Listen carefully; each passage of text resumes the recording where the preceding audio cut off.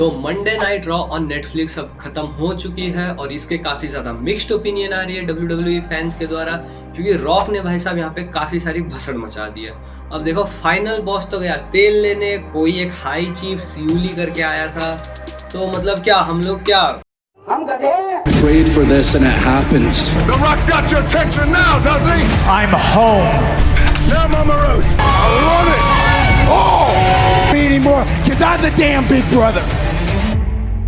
Rock जब Netflix पे appear हुए तो हमने जो एक्सपेक्ट किया था उससे तो हमें कुछ उल्टा ही देखने को मिला। जैसे कि उन्होंने कोडी रोड्स के साथ दारू भी पी ली, कोडी रोड्स को अप्रिशिएट भी कर दिया, तो हमने सोचा कि ठीक है भाई अब रॉक जाएगा रोमन के लिए। लेकिन क्या किया, रोमन को तो भाई उन्होंने मिर्चियों की माला उला फाला ही पहना दी थी। तो अब क्या हम लोग गधे हैं? सीरियसली नहीं, क्योंकि कोर ऑडियंस हम लोग जो वीक बाय वीक बेसिस पे स्टोरी लाइन को फॉलो करते हुए आ रहे हैं, वहां पे जब हमको ये दिखाई पड़ता है कि भाई तुम्हारा जो फाइनल बॉस है तुम्हारे मेन चैंपियन को प्रेज कर रहा है, तो इस सब के पीछे क्या रीजन हो सकता है? देखो यहाँ पे मेरे को लगता है कि रॉक का कुछ ना कुछ मास्टर प्लान तो होगा ही, क्योंकि हम लोग भी गधे नहीं है तो वो लोग भी गधे नहीं है, कुछ सोच के ही क्या होगा। और at the end of the day देखो, सबसे पहला रीजन अगर मैं दूं तो मुझे लगता है कि रॉक को हेट नहीं पड़नी चाहिए, या रॉक शायद बूस्ट से डरते हैं। और ये सबसे ज्यादा बकवास रीजन है कि भाई तुम्हारा फाइनल बॉस जो WWE का सबसे बड़ा विलन है वो हेट नहीं ले सकता। भाई साहब कोडी रोड्स को रात को भिगा भिगा के मारा था उन्होंने। हाँ वो बात अलग है कि अब उस सब का कोई मतलब नहीं बनता एज पर नाउ, ठीक है। रोमन रिंग्स को भी उन्होंने बोला था कि I am gonna sit at the head of the table, लेकिन अब उस सब का क्या मतलब है? और दूसरा रीजन अभी इसका निकल के आता है कि रेसलमेनिया से पहले अभी जो नेटफ्लिक्स पे रॉ आई है उसको पूरी दुनिया देख रही थी, ट्रेंडिंग पे चल रही है भाई, यूएस में नंबर 1 है, स्क्विड गेम को पछाड़ चुके हैं वो। तो रॉक चाहते थे कि कैजुअल से कैजुअल जो भी ऑडियंस है उन लोगों को हम लोग एक बार फेमिलियर करा देते हैं सारे कैरेक्टर से। जैसे कि कोडी रोड्स भाई तुम्हारा WWE चाहती है कि ये मेन बंदा है, हाँ भाई ये है जो है और इसके आगे सबसे बड़ा कोई नहीं है, ऐसा पोर्ट्रे करवाने के लिए अभी रोमन रिंग्स को भी ऐसे ही एक तुम्हारा ट्राइबल चीफ है, इससे बड़ा उसके ट्राइब में कोई नहीं है, ऐसे पोर्ट्रे करवाने के लिए रॉक ने उनको इतनी ज्यादा रिस्पेक्ट दी और उनके साथ इतना अच्छे से बिहेव किया है। इसके बाद इनका प्लान क्या हो सकता है? सबसे बेकार प्लान हो सकता है कि भाई रॉक रेसलमेनिया में नहीं आ रहे हैं, बिल्कुल भी उनका कुछ रोल नहीं हो सकता है। लेकिन लेकिन लेकिन इसका दूसरा जो रीजन है, जबकि एक मेन रीजन लगता है, अनप्रिडिक्टेबिलिटी। देखो 2025 आ चुका है और यहाँ पे डर्ट सीट सब कुछ रिपोर्ट क्या कर रही है कि रॉक नहीं लड़ने वाले रेसलमेनिया। क्या पता ये सब स्प्रेड किया जा रहा है और WWE भी हमको एक ऐसा दिखाना चाह रही हो कि हाँ अब रॉक तो आने नहीं वाला है, रॉक अच्छा बन चुका है, वो किसी के साथ नहीं लड़ेगा, और हम लोग क्लिफ हैंगर पे रुक जाएं कि भाई ये क्या किया, हमको डिसअपॉइंट कर दें। लेकिन याद है ना रोमन रिंग्स ने क्या कहा था कि भाई साहब ये फास्ट फूड नहीं है, ये ग्रेवी कुक होने में टाइम लगती है और इसको पेशेंटली देना चाहिए। Game of Thrones style, where you better pay attention. You better listen up because next week more info's coming. And we said it from the very beginning. We didn't stumble upon this.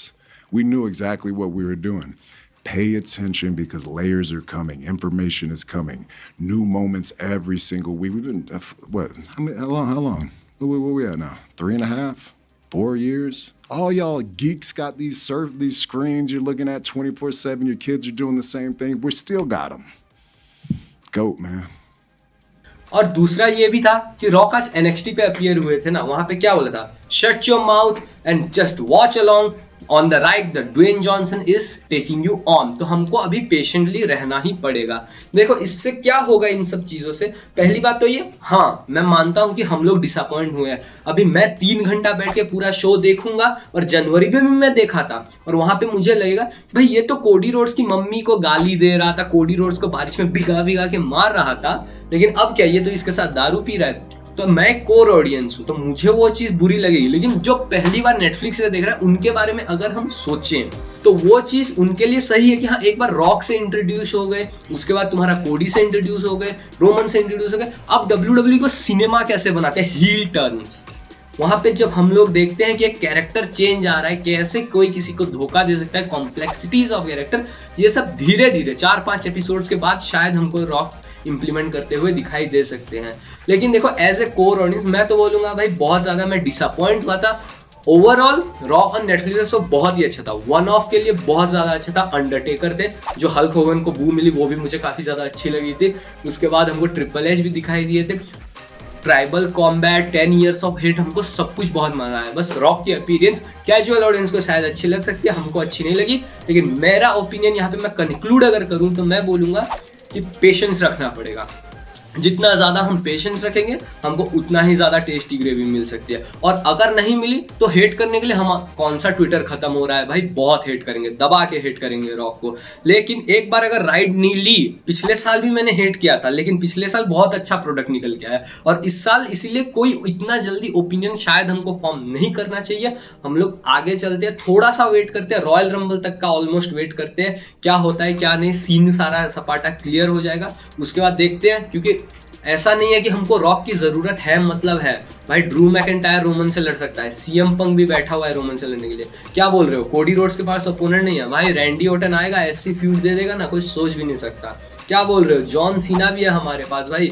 Rock अगर तुम लोग अपनी मर्जी नहीं चलाना चाह रहे हैं ना तो हमारे पास और भी बहुत सारे ऑप्शंस हैं। लेकिन यहाँ पे रॉक को डिफेंड करने के लिए अगर मैं पॉइंट बोलूँ, वो कंपनी का मालिक है, उसकी जो मर्जी वो करेगा। तुम कंपनी के मालिक होते ना तो तुम भी वही करते। इसलिए एज कोर ऑडियंस हो या एज कैजुअल ऑडियंस, हमको पेशेंटली बस अब वेट करना पड़ेगा। और ऐसी अगर इन डेप्थ एनालिसिस चाहिए short and simple crisp form में, तो आप हमारे चैनल को सब्सक्राइब भी कर सकते हो भाई। मैं मिलूंगा आपसे अगली बार, तब तक के लिए